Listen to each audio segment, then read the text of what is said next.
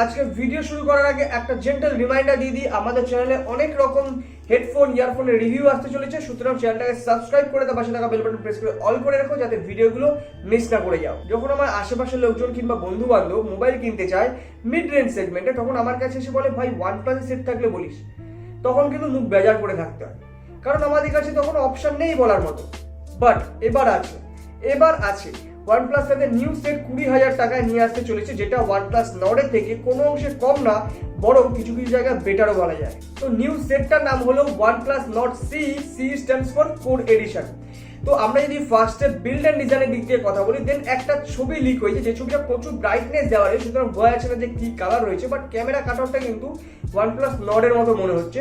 আর যদি colour variant নিয়ে বলো, দেন আমি বলবো যে কোনো রকম কিন্তু অফিসিয়াল লিকও আসেনি কিংবা কোনো লিকসারও কিন্তু লিক করেনি, বাট আমার কেন জানি না মনে হচ্ছে একটা গ্রে কালারের অপশন থাকবে। এরপরে যদি আমরা আসি যে বিল্ড কিরকম আছে, দেন আমি বলবো গ্লাস ব্যাগটা কিন্তু আর পাওয়া যাচ্ছে না OnePlus নর্ডের মতো, কারণ দামটা কমাতে হয়েছে, তাই জন্য এখানে প্লাস্টিকের ফ্রেম দেওয়া আছে, প্লাস্টিকের ব্যাগ দেওয়া আছে। তো ডেফিনেটলি বিল্ড অ্যান্ড ডিজাইনের দিক থেকে আমি যে খুব একটা বেশি ইমপ্রেস হলাম সেটা কিন্তু বলা যাচ্ছে না। এছাড়া একদম অফিসিয়ালি বলে দেওয়া হয়েছে এই OnePlus Nord C লঞ্চ করা হবে 10 জুন ইন্ডিয়াতে, এবং অ্যামাজনে তার পেজ লাইভ হয়ে গেছে, সুতরাং বাংলাদেশেও নেক্সট মান্থের মধ্যে আসবে এরকম কিন্তু আশা করাই যেতে পারে। এরপর যদি আমরা ডিসপ্লের দিকে আসি, দেন 6.43 ইঞ্চের একটা FHD প্লাস রেজলিউশনের কম্প্যাক্ট ডিসপ্লে থাকবে, যেখানে সুপার অ্যামোলেড প্যানেল ইউজ করা হচ্ছে এবং তার সাথে রিফ্রেশ রেট থাকবে 90 হার্টজ। এরপর যদি আমরা ব্রাইটনেস নিয়ে কথা বলি, দেন ব্রাইটনেস কিন্তু এখানে অ্যাবাভ 1000 নিটস কিংবা 1000 নিটস থাকবে, এটুকু কনফার্ম। সুতরাং ব্রাইটনেসের দিক দিয়ে বলো কিংবা ওভারঅল ডিসপ্লের দিক দিয়ে বলো, কমপ্লেন করার জায়গা কিন্তু খুব একটা নেই, যদিও 90 জায়গায় 120 হার্টজ যদি রিফ্রেশ রেটটা হতো দেন কিন্তু আরো ভালো হতো। তো এবার যদি আমরা প্রসেসর নিয়ে কথা বলি, দেন স্ন্যাপড্রাগন 765G ইউজ করেছিল OnePlus নর্ডে, বাট এবার OnePlus Nord CE তে স্ন্যাপড্রাগন 750G ইউজ করা হয়েছে। শুনতে একটু কম মনে হলো, অ্যাকচুয়াল অ্যাপ্লিকেশনে সেরকম কোনো ব্যাপার নেই, বরং তুমি যদি বেঞ্চমার্ক টেস্ট করো তাহলে কিন্তু বেঞ্চমার্ক স্কোর কিন্তু 750G এর বেশি আসে। তো যাই হোক, দুটো প্রসেসরই কিন্তু 5G রেডি প্রসেসর, বাট যে ব্যাপারটা OnePlus কে বরাবর কাট করায় তুলে আনে সেটা হলো তাদের 5G ব্যান্ডের সাপোর্ট। এই মিড রেঞ্জের স্মার্টফোন তো বাদই দাও, 60-70 হাজার টাকা দামের OnePlus 9 পর্যন্ত তারা অনলি দুটো 5G ব্যান্ডের সাপোর্ট দেয়, N77 N78, এন্ড তারা আবার বলেও দিয়েছে অফিসিয়ালি যে তারা 5G ব্যান্ডের সাপোর্ট বাড়াবে না ভায়া সফটওয়্যার আপডেট।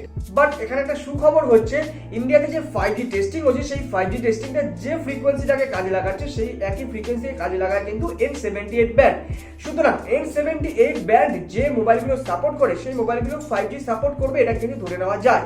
বাট এখানে কোন অপারেটর সেই 5G কে সাপোর্ট করবে কিংবা আদেও একদম 100% কনফার্ম আসবে কিনা, এই সব দিক থেকে যদি মুক্ত থাকতে হয় তাহলে কিন্তু বেশি ব্যান্ডওয়ালা ফোনে নিতে হবে, যেমন ভাবে রিয়েলমি কিংবা স্যামসাং বেশি ব্যান্ডের সাপোর্ট দেয়।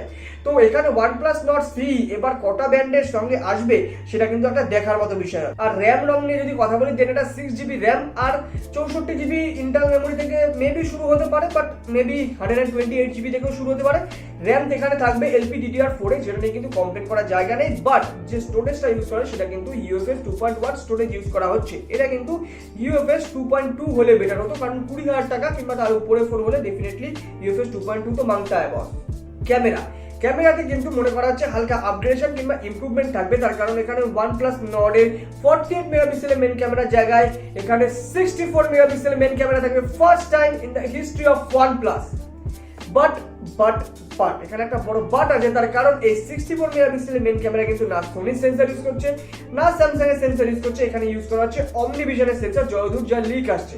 এই অমনিভিশনের সেন্সর কিন্তু সোনি কিংবা স্যামসাং এর সেন্সরের থেকে কিন্তু অনেকটা কম ক্যাপাবল, বাট যদি ভালোভাবে ইউজ করা হয় কিংবা ভালোভাবে অপটিমাইজ করা হয় দেন কিন্তু সেটা ভালো পারফরমেন্স দিতে পারে। তোমাদের একটা রেফারেন্সের জন্য বলি যে Realme 8 4G তে কিন্তু এই অমনিভিশনের 64 মেগাপিক্সেলের সেন্সর ইউজ করা হয়েছে। সুতরাং ডেফিনেটলি তোমরা কি মনে করো যে OnePlus ভালোভাবে অপটিমাইজ করতে পারবে? নিচে কমেন্ট করে জানিও। এছাড়া এখানে আলট্রা ওয়াইড ক্যামেরাতে কিন্তু 8 মেগাপিক্সেল থাকছে, এছাড়া 5 মেগাপিক্সেলের ডেপথ আর 2 মেগাপিক্সেলের ইউজলেস ম্যাক্রো থাকছে। আর সেলফিতে আগেবার 32+8 ছিল, তার জায়গায় এখানে একটা সিঙ্গেল 16 মেগাপিক্সেল ক্যামেরা দেওয়া হচ্ছে। সুতরাং ক্যামেরাতে তোমরা কি মনে করো সেটা কিন্তু নিচে কমেন্ট করে জানিও, তার কারণ এখানে কিন্তু কিছু জিনিস বাদে দেওয়া হয়েছে, আবার কিছু জিনিস আপগ্রেডও করা হয়েছে। আবার আপগ্রেডটা এমন করা হয়েছে সেটা কিন্তু একটা বড় কোশ্চেন মার্ক রাখছে। এবার যদি ব্যাটারি এন্ড চার্জিং এর দিকে আসি, দেন বলবো এখানে কিন্তু হালকা একটু চেঞ্জ থাকবে, তার কারণ নর্ডের 4115 mAh ব্যাটারি জায়গায় এখানে 4300 অথবা 4500 mAh ব্যাটারি থাকবে এবং তার সাথে 30 ওয়াটের চার্জার থাকবে। সুতরাং ডেফিনেটলি কম্বিনেশনটা কিন্তু খুব একটা খারাপ নয়। এখানে এক্সট্রা বলতে থাকবে না কোনো মাইক্রো এসডি কার্ড স্লট, না থাকারই চান্স বেশি। এছাড়া থাকবে না কোনো আইপি রেটিং, যদি থেকে থাকে দেন সেটা IP53 রেটিং হবে, যেটা P2I কোটিং এর সমান সমান, মানে জলের ছিটাটুকু সহ্য করতে পারবে, তার থেকে বেশি কিছু নয়। এছাড়া এখানে কোনো ডুয়াল স্টিরিও স্পিকার থাকবে না, যেটা কিন্তু ডেফিনেটলি থাকা উচিত ছিল 20,000 টাকার উপরের ফোন যেহেতু। এছাড়া এখানে OnePlus এর সিগনেচার অ্যালার্ট স্লাইডারও কিন্তু থাকবে না, বাট যেগুলো থাকবে সেটা হলো Android 11, যেটা মাস্ট আজকের দিনে। এছাড়া থাকবে অক্সিজেন ওয়েভ, যেহেতু OnePlus এর ফোন। এছাড়া যেটা প্লাস পয়েন্ট হিসেবে ধরা যায় সেটা হলো 3.5mm হেডফোন জ্যাক, তার কারণ OnePlus Nord কিন্তু এটা ছিল না। এছাড়া এখানে যেটা থাকবে সেটা হলো ইন-ডিসপ্লে ফিঙ্গারপ্রিন্ট স্ক্যানার, তার কারণ AMOLED স্ক্রিন, সুতরাং থাকাটা স্বাভাবিক। সুতরাং খুব যে ফিচার রিচ ফোন সেটা কিন্তু ডেফিনেটলি বলা যাবে না। আর এবার যদি আমরা প্রাইসিং নিয়ে আসি, দেন OnePlus এর সিইও পিট লাও বলে দিয়েছে এটাকে OnePlus Nord এর থেকে কম দামে লঞ্চ করা হবে।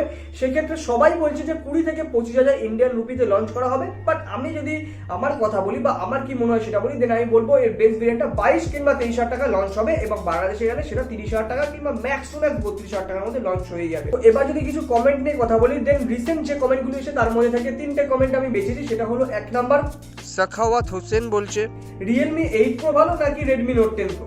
Redmi Note 10 Pro always better, সব দিক থেকে বেটার, বিল্ড ভালো, ক্যামেরা কিছু জায়গায় ভালো, এছাড়া ডুয়াল স্টিরিও স্পিকার রয়েছে, স্ক্রিন ভালো, সবকিছুই ভালো, শুধুমাত্র ইউআইটা একটুখানি খারাপ আর একটুখানি হিট হওয়ার প্রবলেম রয়েছে। তো ডেফিনেটলি যদি স্টেবল এক্সপিরিয়েন্স চাই দেন Realme 8 Pro, কিন্তু ফিচার্স কিছু তুমি এখানে মিসিং পাবে। আর যদি একদম ফিচার রিচ পারফরমেন্স এবং ফোন চাই দেন সেক্ষেত্রে Redmi Note 10 Pro নিতে হবে। এছাড়া ইয়াসির রাফিন বলছে যে ওপোর অ্যাডাপ্টার হারিয়ে গেছে 18 ওয়াটের, কিন্তু শুধুমাত্র কেবলটা রয়েছে, তাই অন্য কোম্পানি অ্যাডাপ্টার সেই জায়গায় ইউজ করা যেতে পারে কিনা। আমার সিম্পল অ্যান্সার হলো অন্য যে কোনো অ্যাডাপ্টার ইউজ করা যেতে পারে, বাট একটু ভালো ব্র্যান্ডের হওয়া চাই। এছাড়া আমাদের চ্যানেলে Redmi Note 10 রিলেটেড যে ভিডিওগুলো ছিল তার কিছু কথা শুনে হয়তো একজন রেডমি ভক্ত খচে গেছে, তাই বলছে যে তুই শালা মাতাল জীবনে ফোন চালাইছিলি। আমার একটাই সিম্পল জবাব, যে তুই যে ফোনটা দিয়ে কমেন্ট করিস সেই ফোনটা হয়তো আমি ইউজ করেছি।